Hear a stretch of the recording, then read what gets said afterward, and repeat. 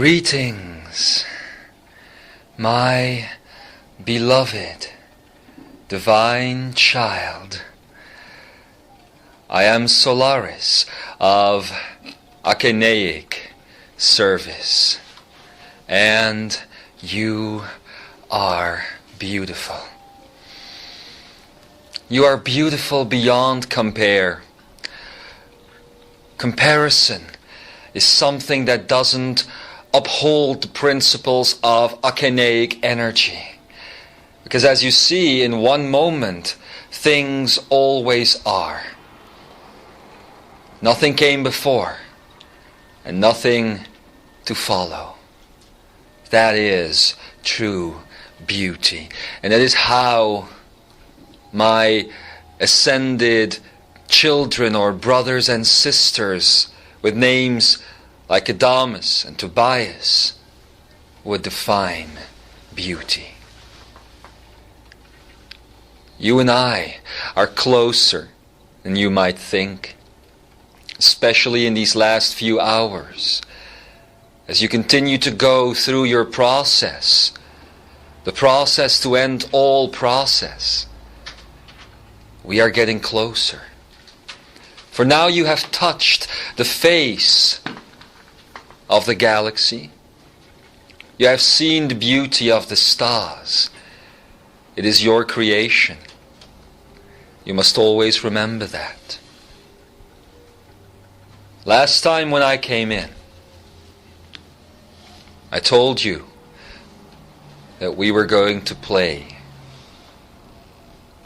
At first, it must have been strange to you, the explanation that I gave about the light, and how light is that first element to create the inner portal. Now you are beginning to understand. You are beginning to see that that inner portal that I was telling you about is nothing less than creation itself. And you are the portal. You are the creation. And you are the creator. There is nothing else. There is no one to look up to. And there is no one to look down on. Except for when you do this to yourselves. And humanity has the knack to do this, to not recognize one in the other, to not feel the connection, and then to divide. Division is not necessarily a bad type of energy. Division can mean so many different things. That which you would call God, that which you would call spirit, has divided itself. It put itself into little pieces so it could walk around, connect, recognize or not recognize itself. This type of division is a division that creates growth. But it is not a true division. A true division would be a separation. And now you know, after doing the journey that was initiated by Adamus, that true separation cannot really exist. It's just a belief system.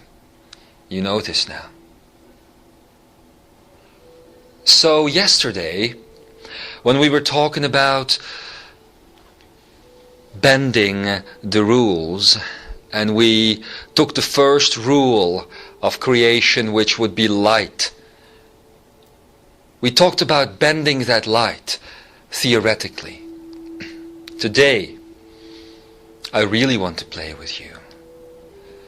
Today I want to invite you to start putting what you were taught, or what you were given at least, into practice. And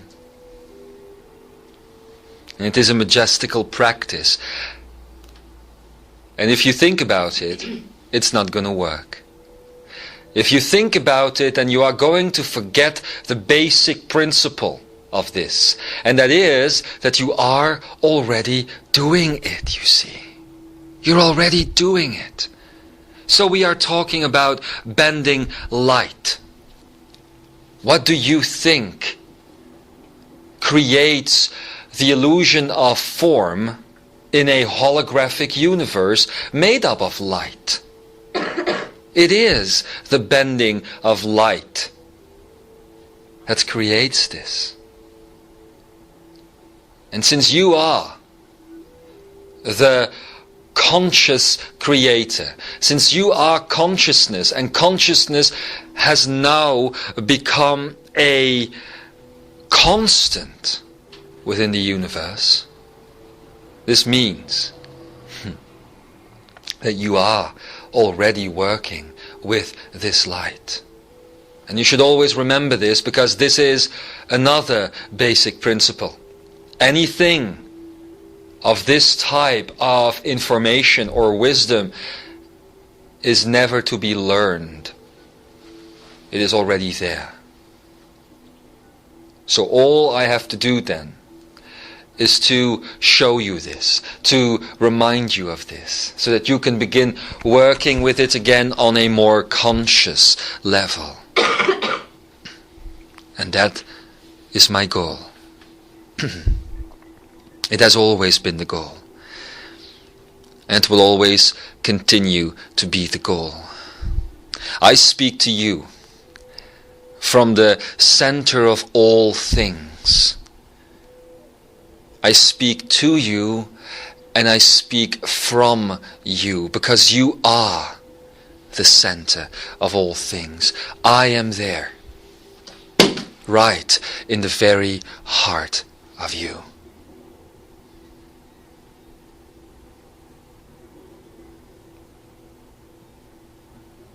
Waiting now, waiting for the dust to settle, waiting for that perfect stillness which in itself captures the moment of growth.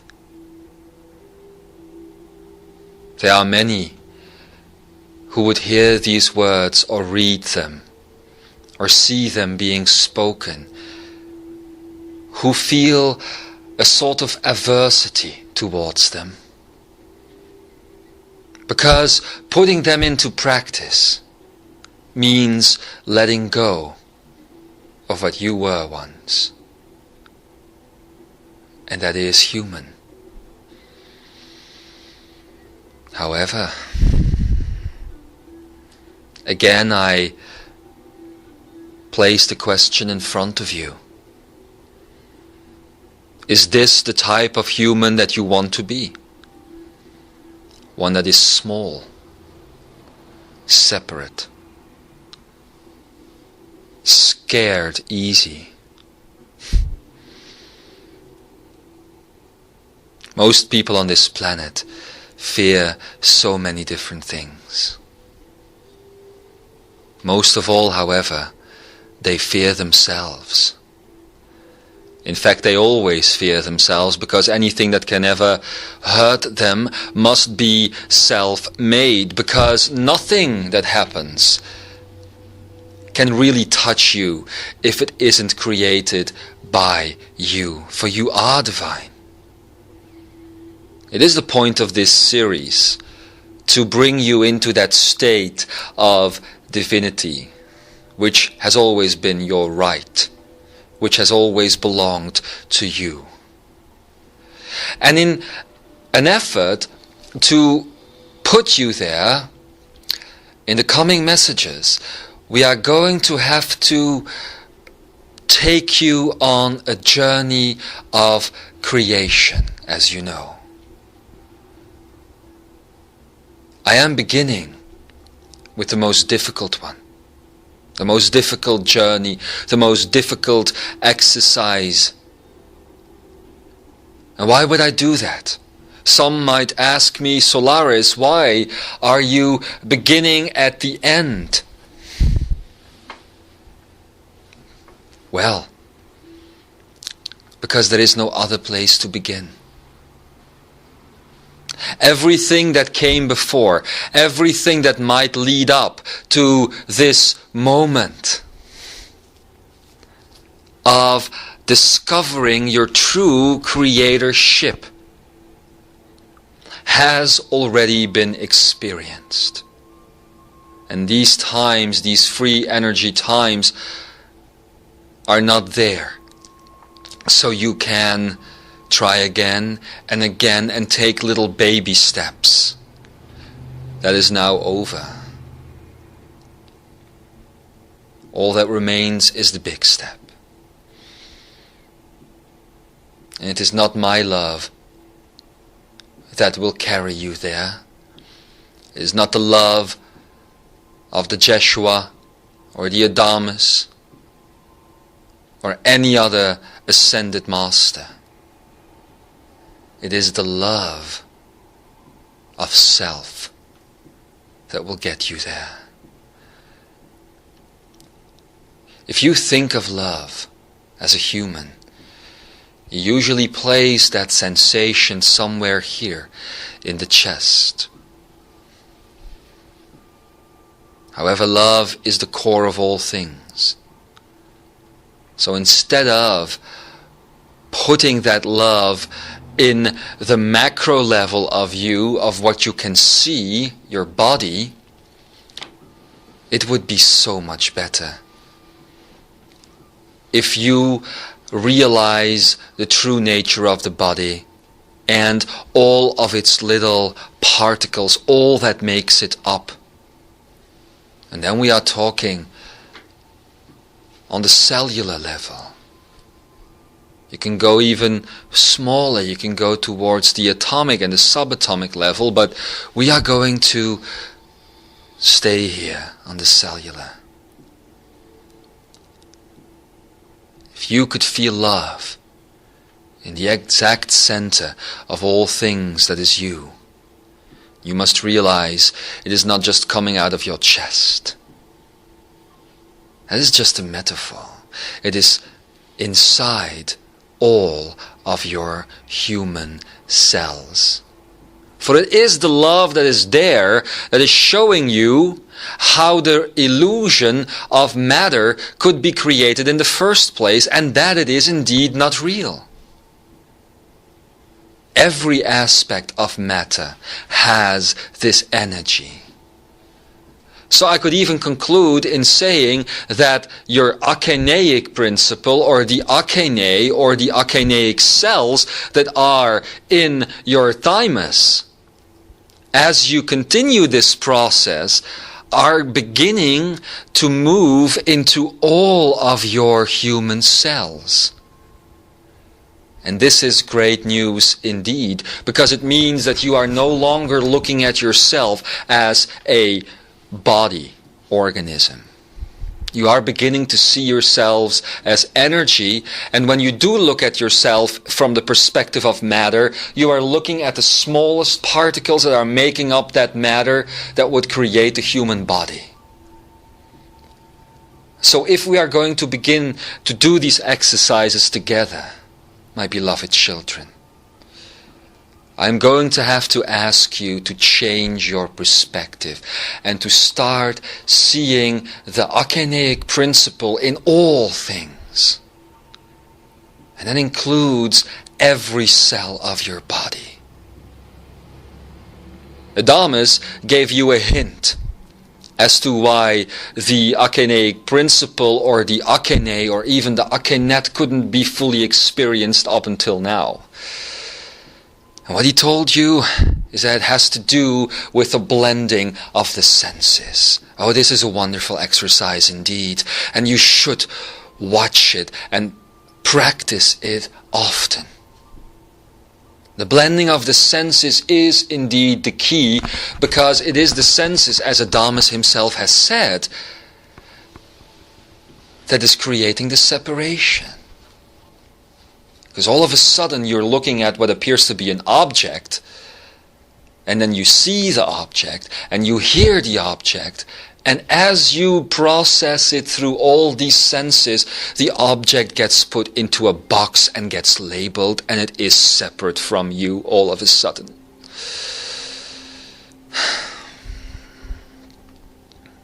If you blend this, then you interiorize the object once again. And you begin to work with it really. Several messages ago, I've told you about light. I've told you about finding the closet or any other object back within yourself. And now you know how to do it. The blending of the senses. But there is more. Finding the akeneic principle in each and every of your cells. And if you do that, then you can really begin to see your cells as a cosmos on its own. Holographic aspects of the whole. And that's really what you are. And I know that some of you out there who are reading these words at a later time are going to say, yes, get on with it, Solarys. We know all this. We want to do the exercise. Ah, blessed human. Yes, you do know this. You are aware of the information.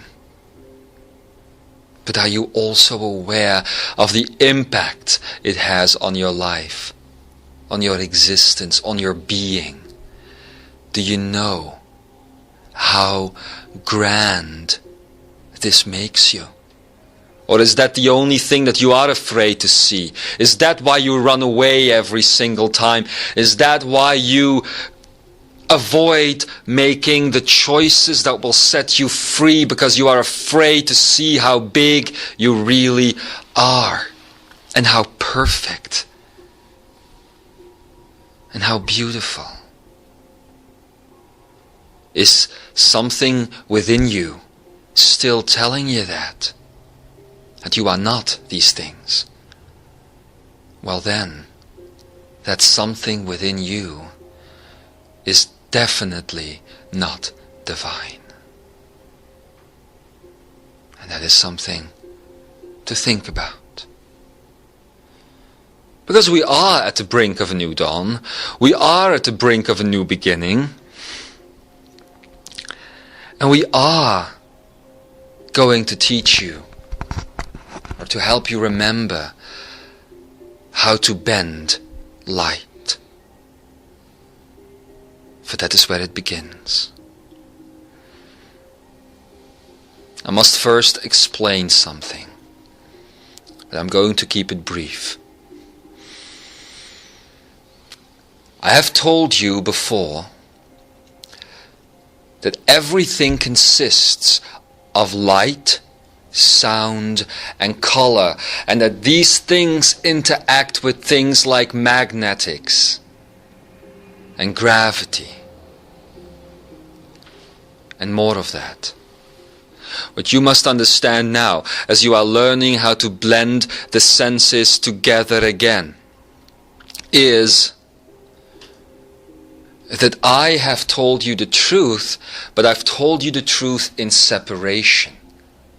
Because when you heard the sentence that everything is made up of light and sound and color, then that to you would mean, oh, there is 3 particles to everything. There is light, and there is this, and there is this. No, and that is wrong. Light and sound and color are merely different appearances, different materializations of the same divine principle, the same akeneic energy.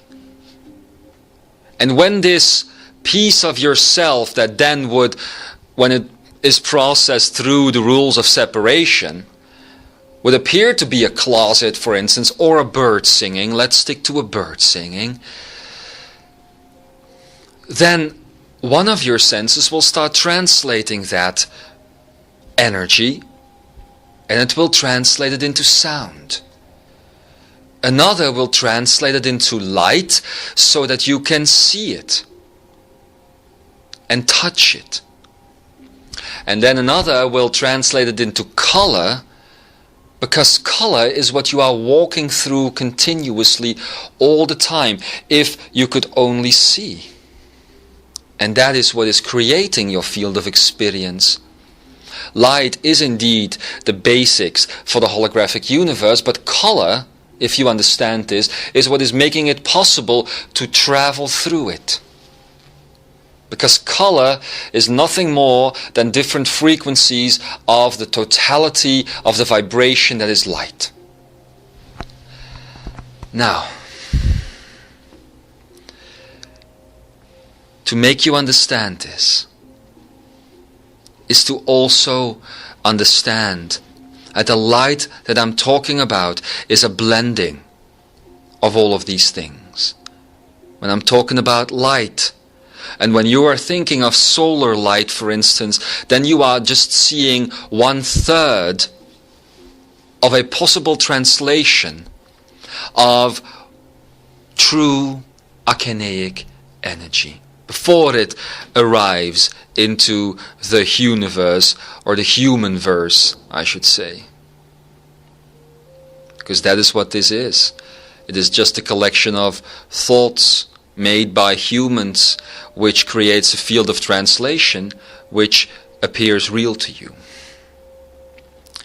So in this blending the senses principle lies great truth, because only when you experience all these things as one, all the different aspects that you would see of one object or feel or hear, only when you blend these things as one, you get to the real truth. Only then can you really start working with light. And that is the light I'm talking about. So when I'm talking about bending light, I'm talking about bending those things that appear to you as much more than light, as true, real indeed. Are we getting the point here? Are we beginning to understand what you are truly capable of? And then also to know that in all of those things that I've talked about now, that are being broken apart in these little things, in these little frequencies that are then picked up by your limited senses, that in all of these things rests the akeneic. The same as you, Imzaia, Shambra, Lightworker, the same as you. When others have said, humanity is the key, I say that the key is the oneness that humanity is about to discover. Because there are not many races, you see, that do this. There are not many expressions of spirit, of oneness, that would separate themselves like this. I am talking now about the Pleiadians, for instance, or those on Sirius, or on any other planetary system. When they came in, when they materialized themselves into this universe, through all of its dimensions, they never separated themselves the way you do. They always knew about their connection. The key will be turned when that which appears to be separate recognizes itself as one. And you can quote me on that.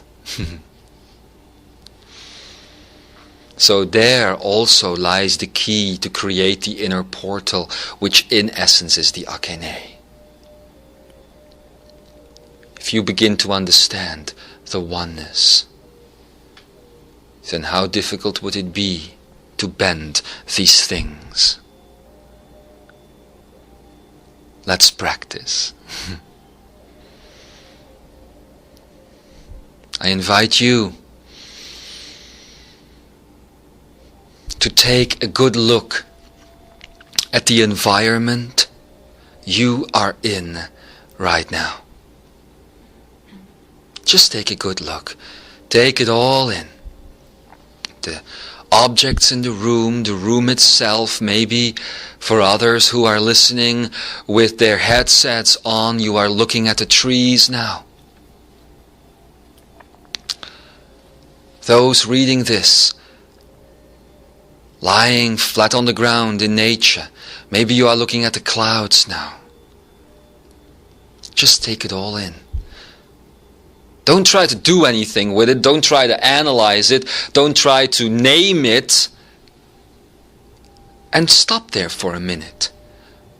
Look at the objects around you. Look at the things around you. Look at the world around you and see how difficult it is not to name them.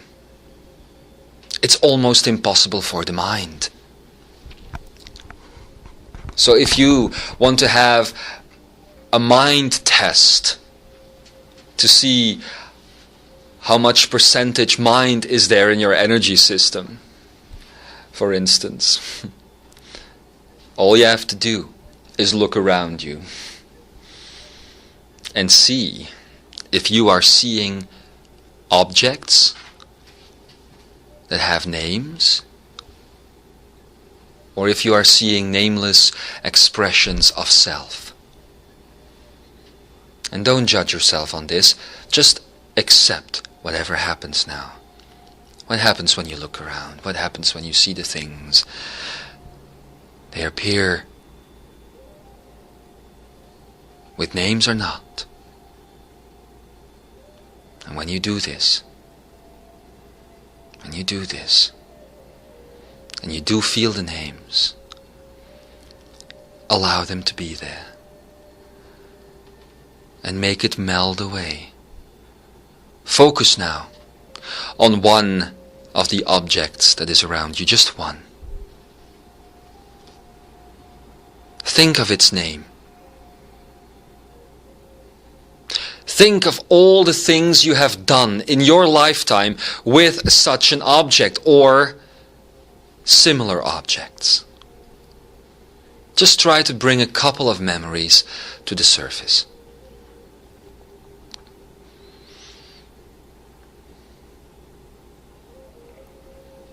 Maybe you would see a spoon. And then you would think back to all the times in this lifetime, countless almost, where you have used a spoon.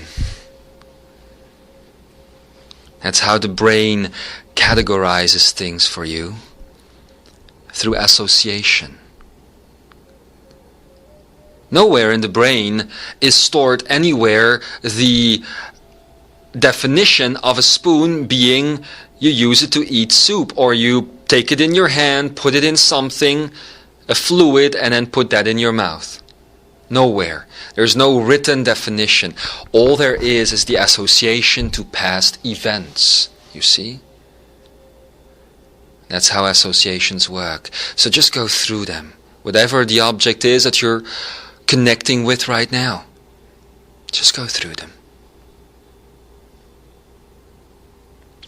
In all those memories that you have of that object, you have allowed yourselves and your senses to separate the total vibration of that object into frequencies, and then again into vibrations as well, because the total vibration and the 12 rays of vibration is something completely different. And in that separation, in creating those frequencies, you have separated yourself from the object. So you see, the object itself, be it a spoon, be it a chair, has no vibrational range of its own. It is created from your vibrations and your vibrations alone. The total vibration of an object is nothing more or nothing less than your vibrational range. and everybody else on the planet creating that object with you. That is total vibration. And then you, as a participant in that total vibration, break it down into 12 rays of vibration. And you break that down into a set of frequencies, 144 in total, and that is how life works, that is how matter works, that is how reality works, and that is what you do every single day. And then you remember it, doing that 1 time, twice, 3 times, etc. And before you know it, the object appears separate.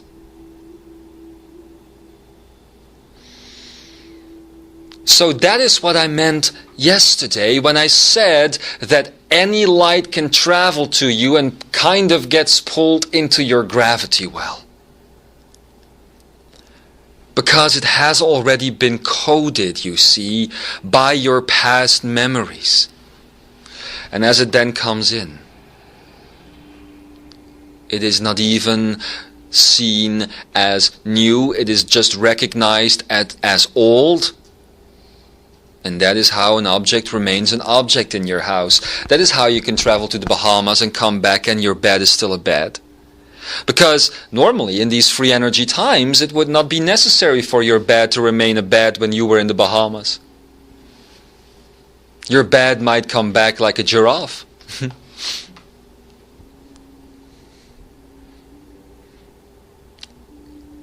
Anyway, if you keep staring at that object, hearing and integrating everything that I'm saying right now, then you should begin to understand that that object is an illusion. This you know, but now you are beginning to understand, my beloved child, why it is an illusion. If you don't get it, don't worry, don't get frustrated. You will. You will.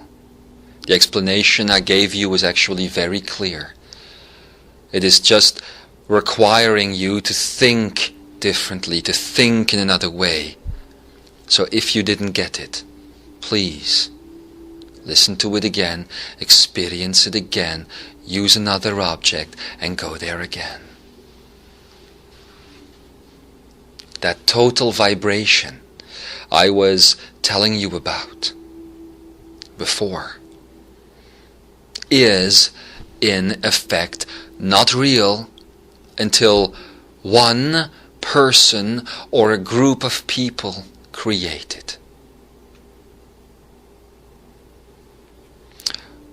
Most in an old energy have taught you, or some on this earth at least, to work with that total vibration of an object. And that is how spoons could get bent in the past, for instance. However, the total vibration that was worked with was still seen all the time through those senses that would cut it into frequencies so it would become metal in the case of the spoon. And there would be colors so the supposed light of something could reflect on it. And it would be able to have a taste, etc., etc., etc. I want you, however, now, in these times, to go beyond that. And that is the importance of the blending of the senses before you do these types of exercises.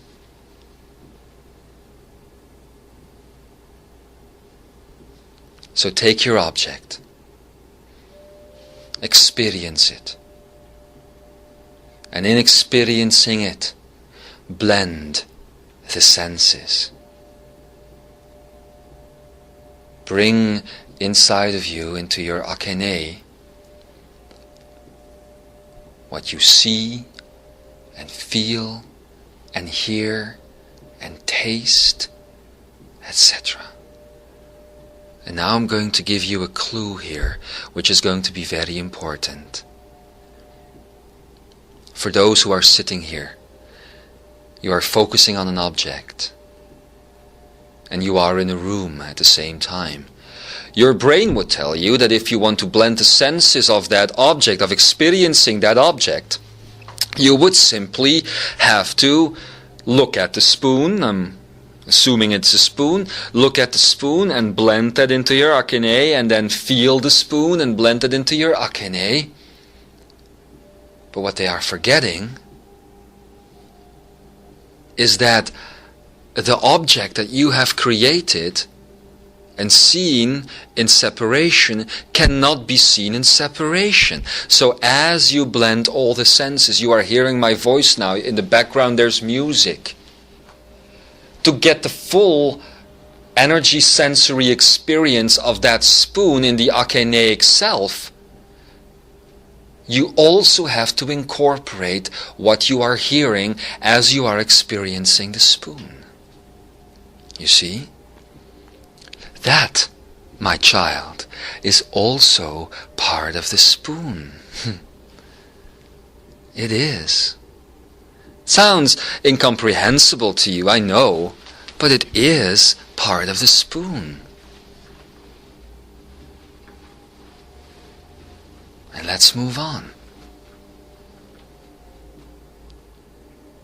So now you're blending, looking, tasting, feeling, touching, smelling, hearing, understanding. All things are one. And that all these senses are one.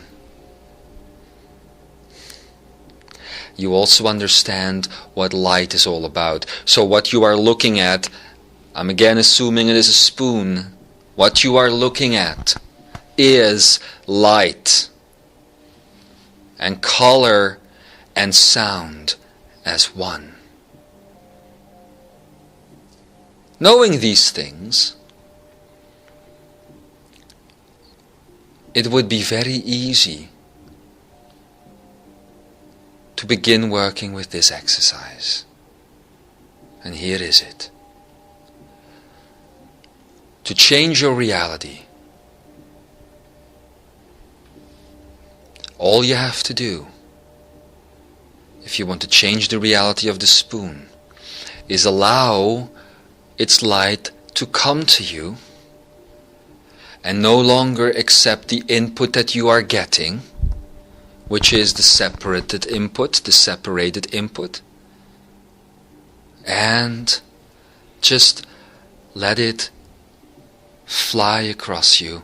Let it come towards you, go through you, bend, and go back.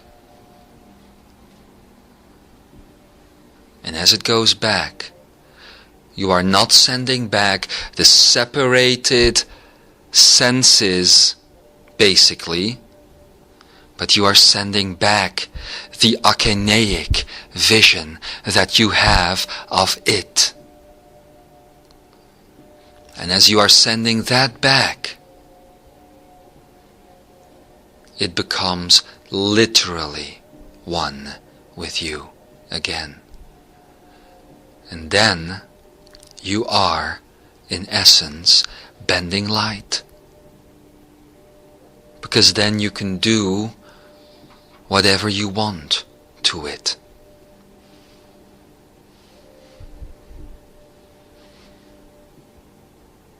Are you beginning to understand what I am talking about? I'm not talking about a little trick. I'm not talking about something that is cool to show your friends. I am talking about liberation. I am talking about total sovereignty. It begins with a spoon, yes.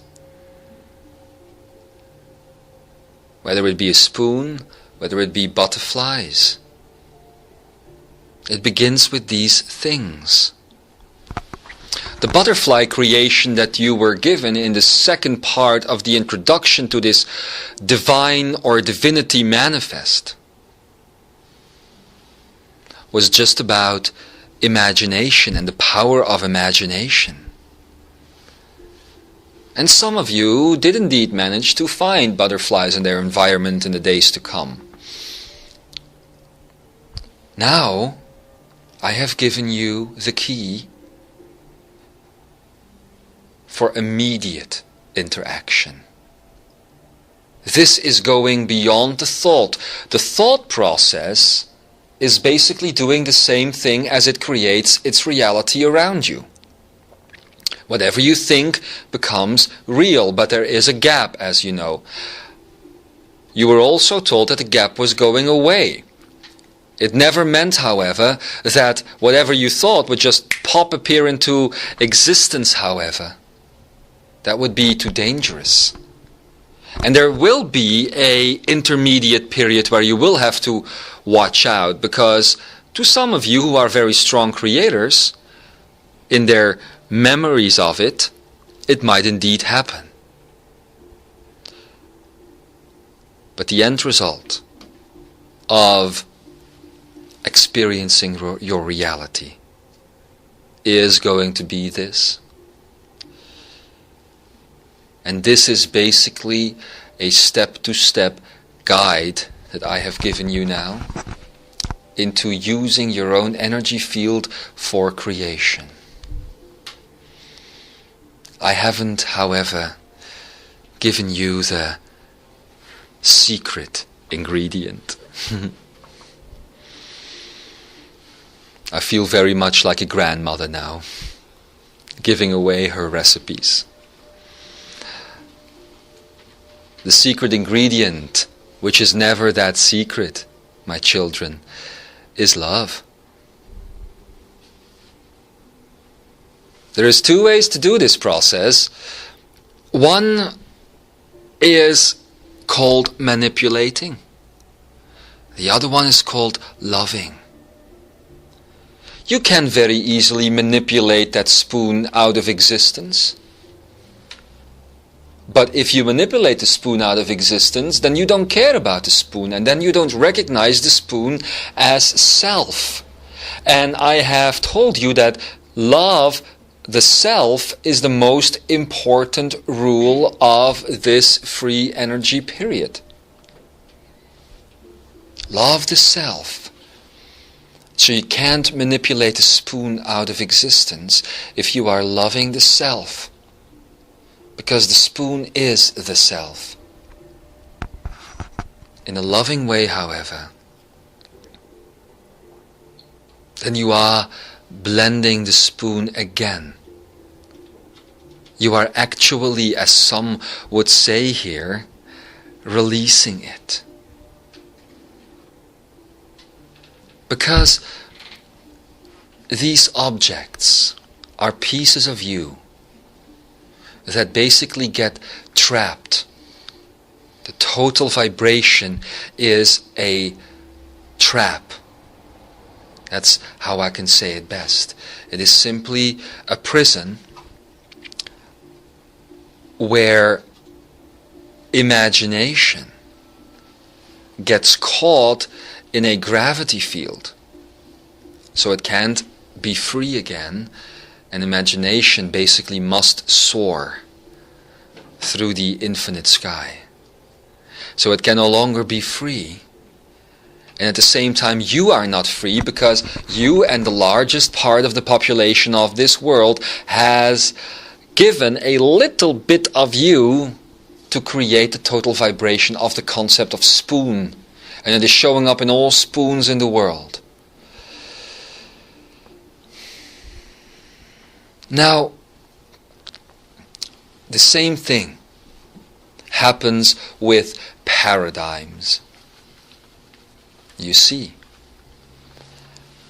the paradigm of the old humanity is nothing else than a total vibration, only this is not about an object, this is about a way of being. The old human could also be called an object in a way. but merely in a conceptual way, which is then going to kindly fall over you, pour over you, like a little veil that you're wearing, and you don't know that you're wearing it. And that is happening to the concept of the old paradigm of humanity, where a free soul, a free spirit, would be born into this world and immediately be put upon it what it should do and shouldn't do, and what it can do and what it can't do. And that is the old paradigm of humanity. And every human on this planet, almost every human, has given a little bit of himself, herself, to that total vibration. So it is really a creation of self, but not the same self.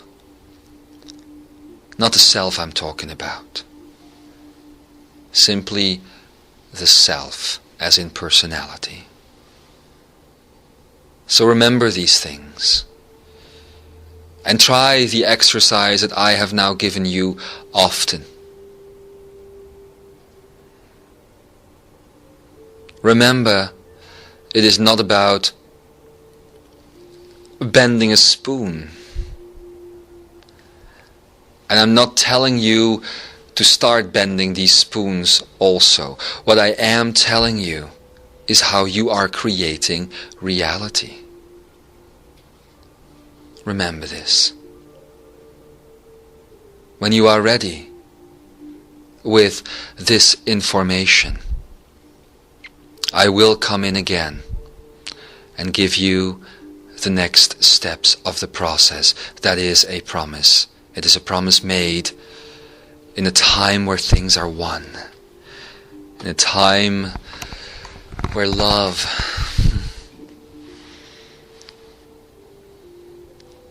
and after that word, no more words.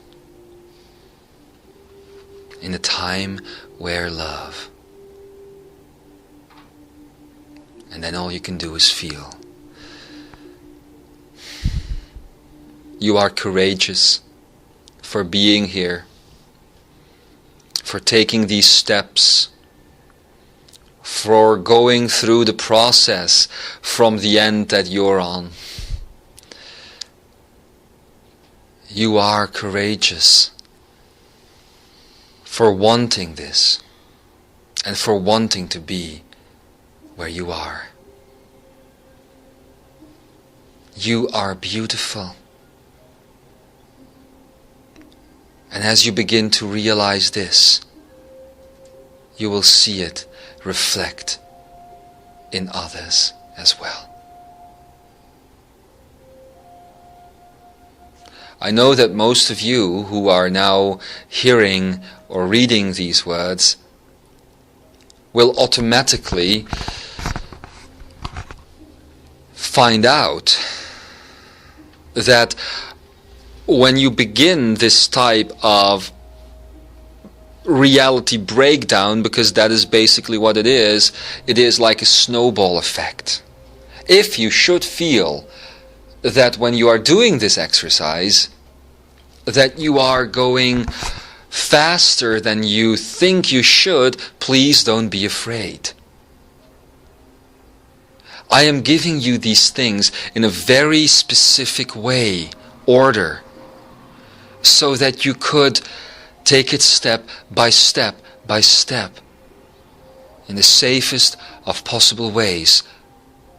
Everybody is going to have their breakthrough time on a different moment in their experience. When you do, don't fear. Embrace it. That would be the time when I no longer have to speak to you like this, but when we can play together. I will be there playing with you as you are creating, recreating this world. Make it into the most beautiful of paintings, the most embracing of arts, the most loving of poetry. As you are bending, go back to the most beautiful moment that you have ever experienced in your lives, and use that energy as a foundation to have no fear, and to build, and to build, and to build. This is why I have a voice. This is why I pour out of you. This is why I am in your every cell, and I am the heart of all of your creations. And that is the way it is. And so it is.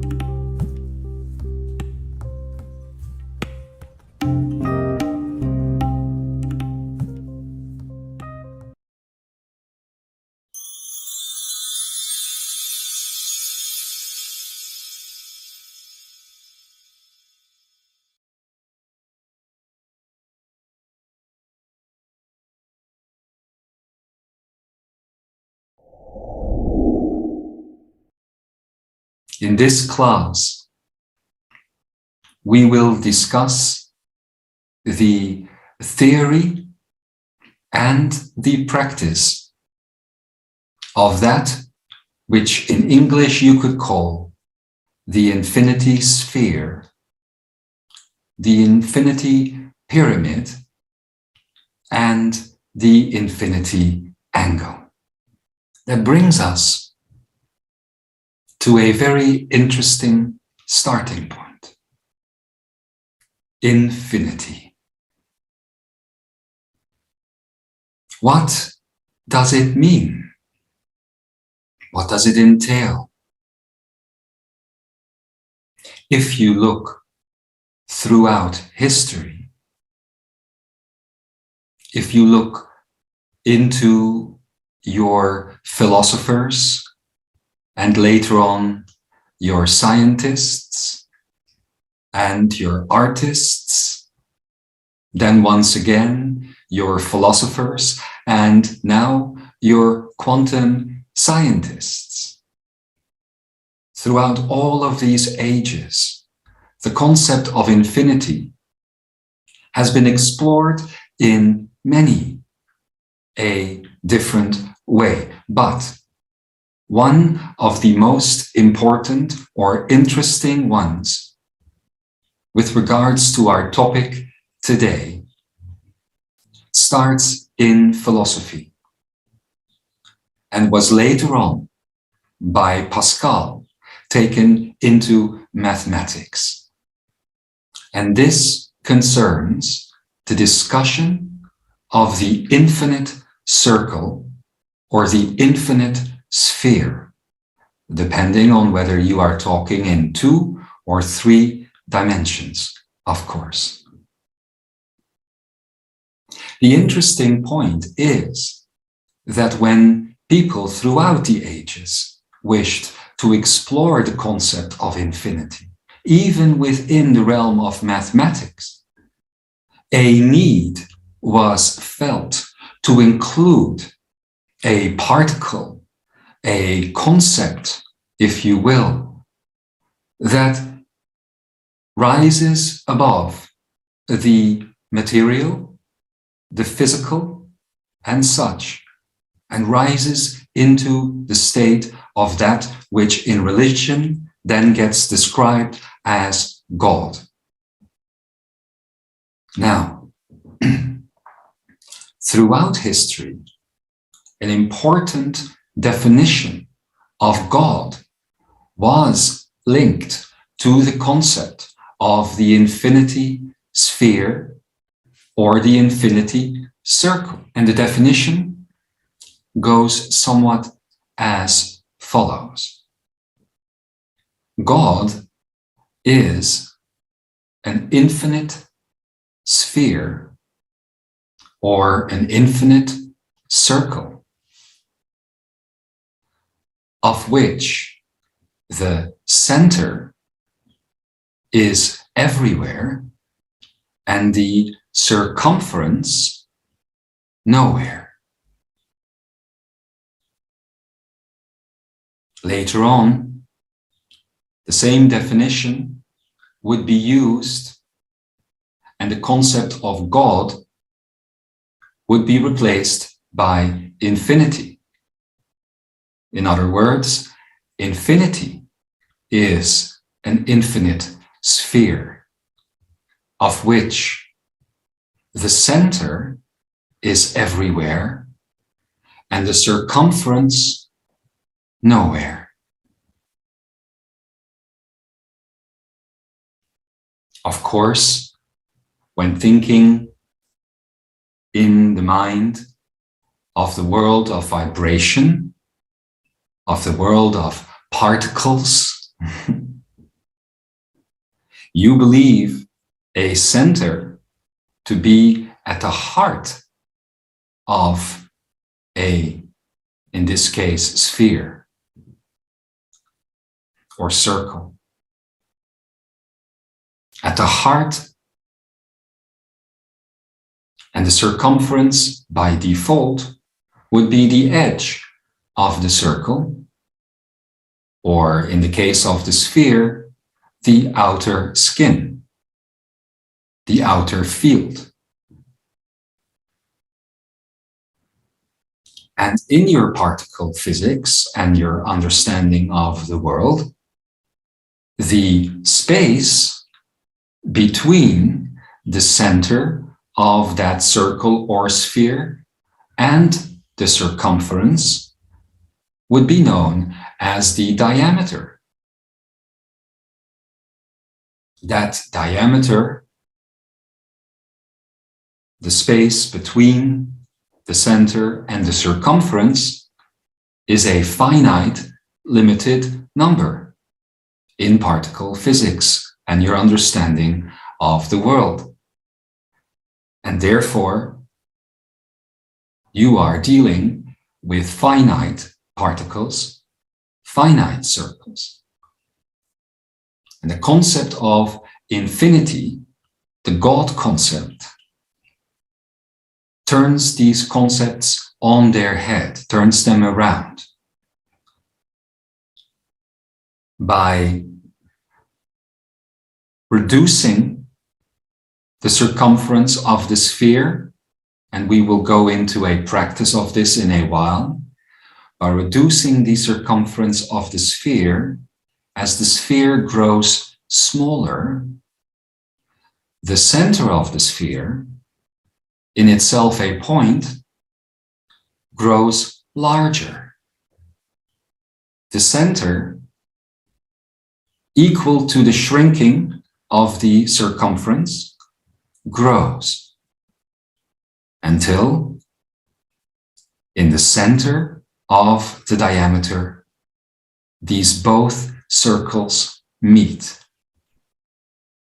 And in that moment, when the center of the sphere, in itself a circle holographically speaking, and in itself a sphere, holofractographically speaking, when that center meets that shrinking circumference, infinity is generated. And the vibrational laws of physics are lifted. Now, theoretically, this is a very simple idea.